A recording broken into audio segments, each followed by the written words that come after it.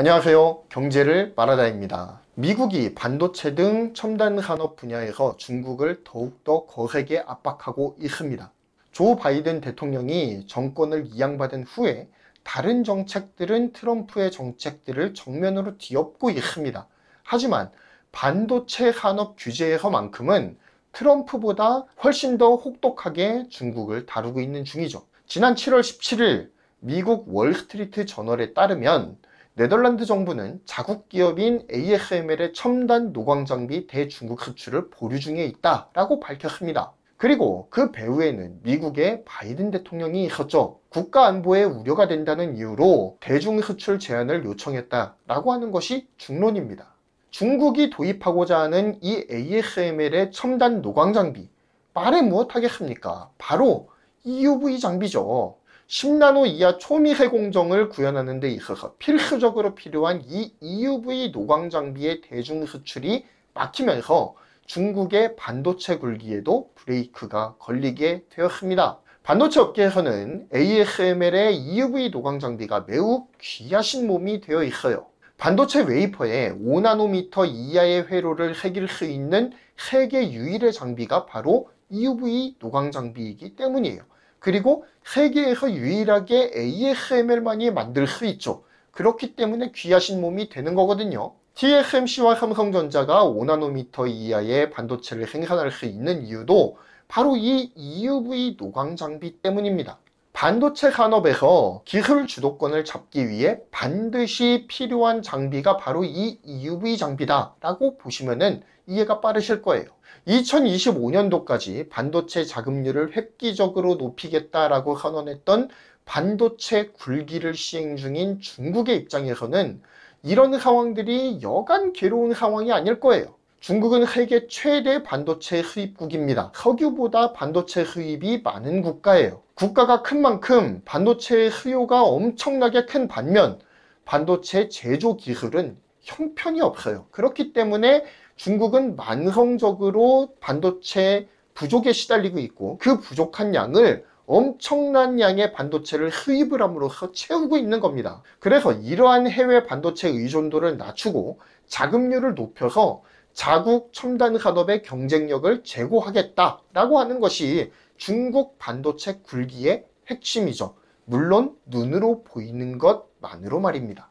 하지만 중국의 반도체 굴기에는 다른 속내가 숨겨져 있다라고 하는 것이 중론인데요. 자국 반도체 기업의 첨단 반도체 제조 역량을 강화시킴을 통해서 미국의 패권에 도전하겠다라고 하는 의미가 더 강하게 내포되어 있어요. 이러한 반도체 굴기의 진짜 목적, 미국의 패권에 도전하겠다라고 하는 그 목적을 이루기 위해선 중국 반도체 기업들이 10나노미터 이하 초미세 공정을 활용하는 반도체 제조 역량을 갖춰야 돼요.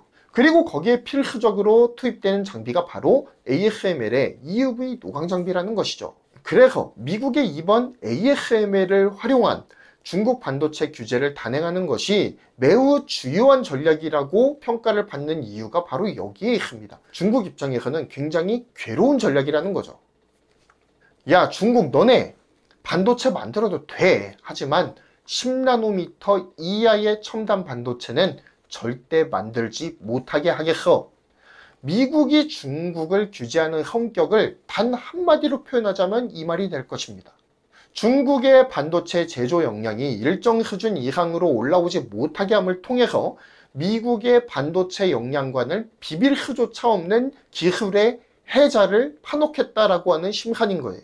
이러한 논리가 설득력 있는 이유가 있습니다. 미국은 아직 자국의 반도체 장비 기업의 대중 수출을 막고 있지 않아요. 미국에는 시각 장비의 최고봉인 랩리서치가 있고요. 그리고 세계 최대 반도체 장비 업체인 어플라이드 머티리얼스 등 세계적인 반도체 장비 기업들이 자리 잡고 있어요.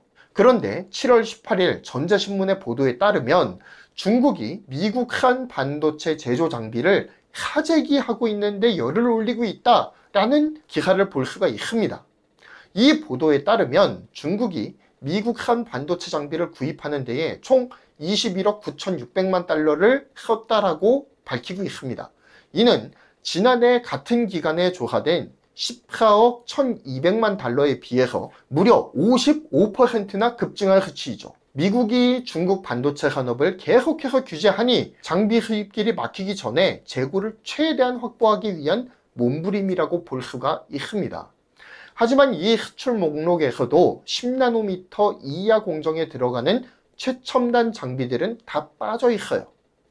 10나노 이상의 구형 공정에 적용되는 ARF 기반의 장비들만 판매되고 있는 중입니다. 미국의 장비 기업들이 왜 이렇게 하겠습니까? 중국이 자국 반도체 자립을 꾀하든 뭘 하든 미국 정부는 사실상 그렇게 상관이 없습니다. 그렇지만 미국이 민감하게 보는 거는 중국의 반도체 제조 기술력이 일정 수준 이상의 기술로 진보하는 것에 대해서 촉각을 곤두세우는 거예요. 그 한계를 10나노 이하로 보는 것이고 그 이하 공정은 절대 허용하지 않겠다라고 하는 분명한 의지의 표현이 이 장비 수출 면에서도 드러나고 있다는 것입니다. 즉 기술적으로 중국을 미국의 발 아래에 확실하게 두겠다라고 하는 포석을 둔 셈이죠. 자, 그렇다면 미국의 이러한 움직임은 우리나라 반도체 산업에 어떤 영향을 줄까요? 일단 우리나라의 대표적 반도체 기업인 삼성전자와 하이닉스 모두 각각 시안과 우시에 대규모의 반도체 생산 라인을 가지고 있습니다. 중국 내 반도체 공장을 보유한 삼성과 하이닉스 모두 미국의 제재의 영향권 안에 들어와 있는 것이 사실이고요. 어느 정도의 타격이 불가피합니다. 일정 수준 이상의 첨단 공정을 적용할 수가 없기 때문에 이 시안과 우시의 삼성과 하이닉스 공장에서는 모두 구형 공정으로 제조되는 반도체만을 공급할 수 있는 상황이 와버리고 만 것이죠. 물론 삼성과 하이닉스 모두 국내에도 공장을 가지고 있습니다.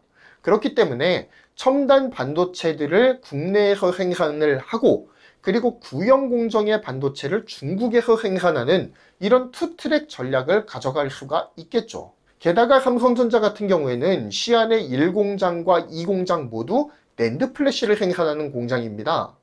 낸드 플래시는 미세 공정의 수준보다는 얼마나 이 단수를 높이 쌓느냐가 기술의 척도를 나타내죠. 그렇기 때문에 비교적 구형 공정으로도 양질의 낸드를 얼마든지 생산해낼 수가 있습니다. 그러니까 아직까지는 기술적인 여유가 있는 거예요. 그런데 문제는 하이닉스예요. 하이닉스는 장수성 우시에서 D램을 생산합니다. 현재 하이닉스와 삼성 모두 차세대 1알파 D램 공정에 EUV 노광 장비를 도입하기로 결정을 하고 그렇게 연구 개발을 하고 있죠. 그리고 하이닉스도 ASML과 5년간 EUV 장비 공급 계약을 맺었습니다.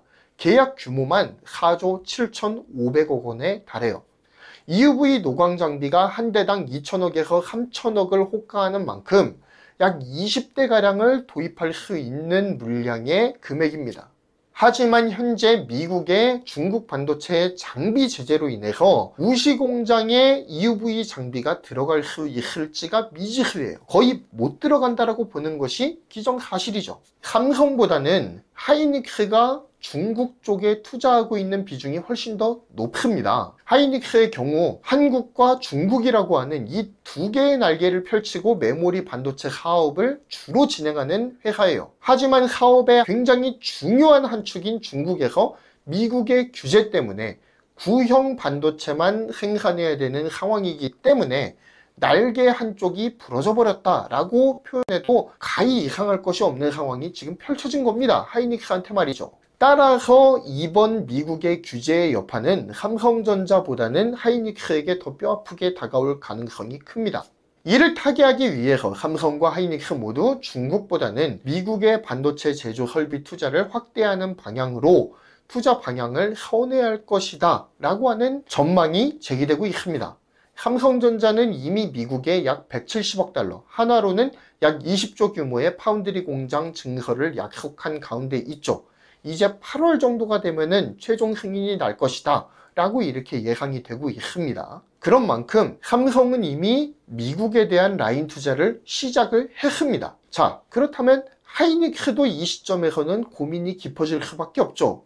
미국이 중국 반도체 산업을 규제하면서 기술적인 혜자를 깊이 파놓았기 때문에 하이닉스도 그 반사적인 피해를 보고 있는 겁니다. 기술의 진보가 없다면 빠르게 도태해버리는 것이 반도체 산업의 특징이잖아요. 그런데 하이닉스 중국 공장이 미국의 규제에 발목을 잡혀서 기술 진보에 어려움을 겪는다라고 한다면 하이닉스의 중국 사업은 말 그대로 중국 내수만을 책임지는 사업으로 전락할 수밖에 없다라는 생각이 듭니다. 물론 중국 사업에 한해서 말입니다. 미국의 중국 반도체 규제 움직임은 더욱더 강도가 세질 전망입니다. 중국이 반도체 굴기를 포기하지 않는 한 미국의 제재도 더욱더 강력하게 진행이 되겠죠. 압박이 더욱더 심하게 다가올 것입니다. 하이닉스가 돌파구를 고심하는 가운데에 한 가지 대안이 있다면 미국 혹은 유럽에 투자하는 방향이 있겠죠.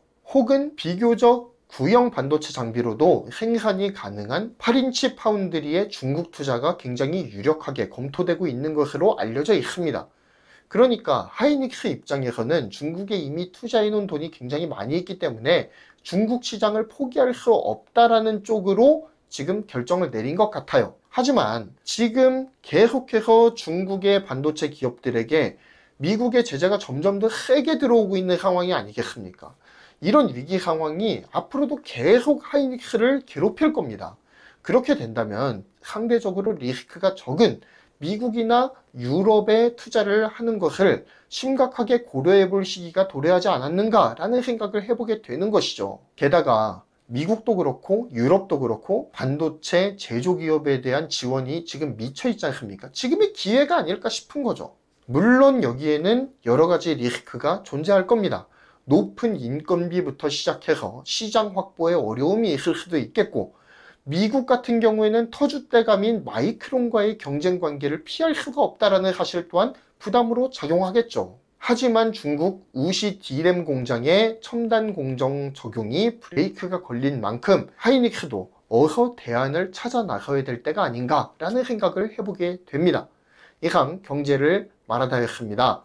구독, 좋아요, 알림 설정 부탁드리겠습니다. 감사합니다.